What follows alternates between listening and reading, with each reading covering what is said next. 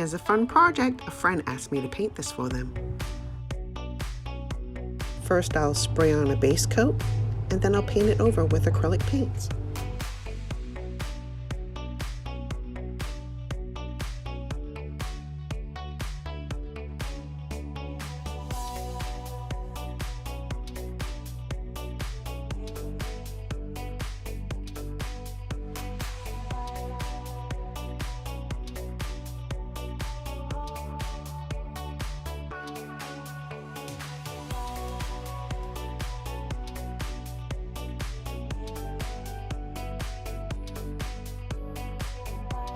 And here it is, a little gnome sitting on a toadstool.